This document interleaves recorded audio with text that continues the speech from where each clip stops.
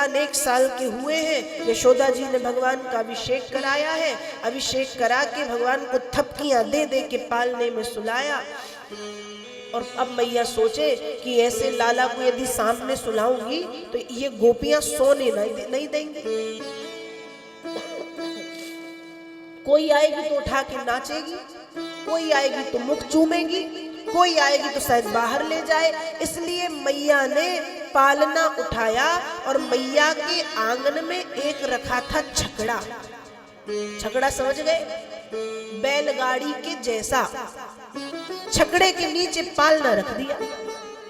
अब वो जो छकड़ा था वो भी खाली वाली तो था नहीं।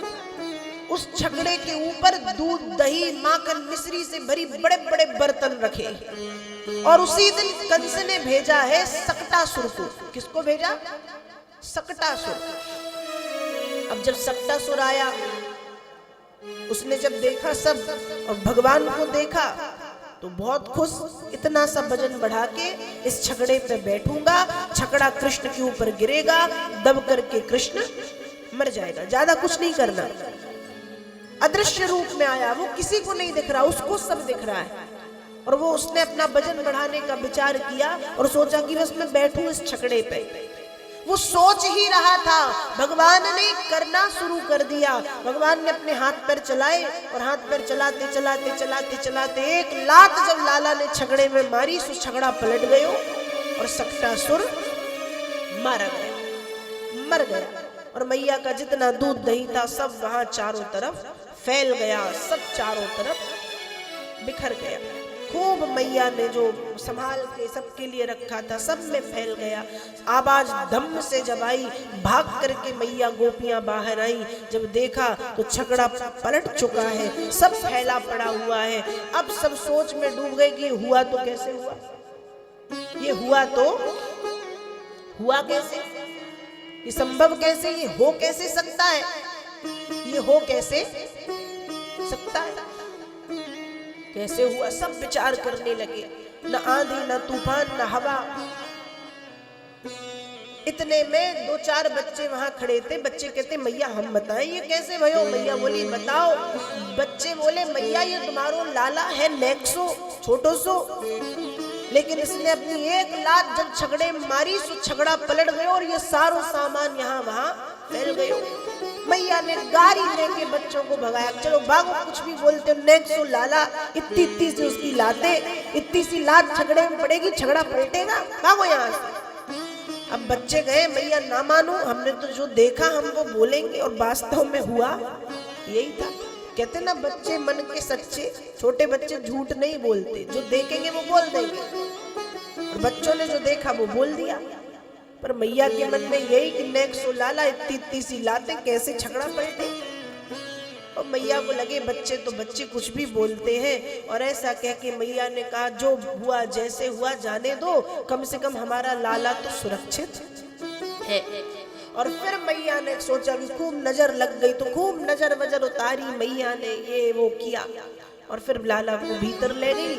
इस तरह से जब भगवान 1 वर्ष के हुए तो भगवान को मारने के लिए भगवान के मामा कंस ने सक्टासुर नाम के असुर को भेजा है।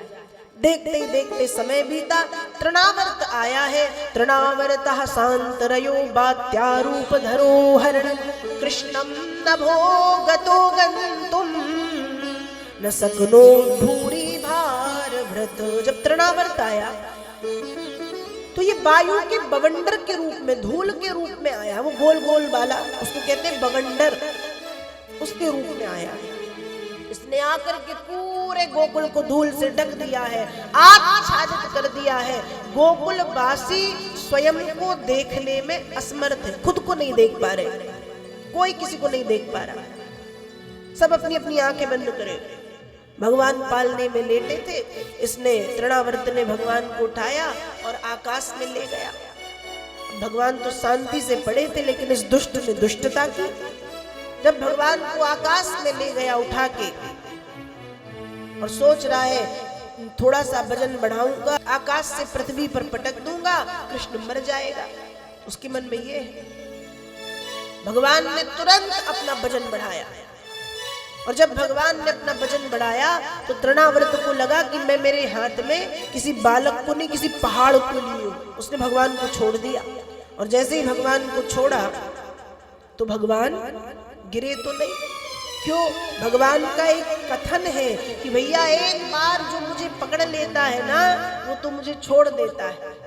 एक बार जो मुझे पकड़ता है वो तो मुझे छोड़ देता है, लेकिन मैं तब तक उसको नहीं छोड़ता जब तक मैं उसका तरण तारण नहीं करता। और भगवान ने क्या किया? गले गृहीत उत्सृष्टुम न शक्नोत अद्भुतार्कम।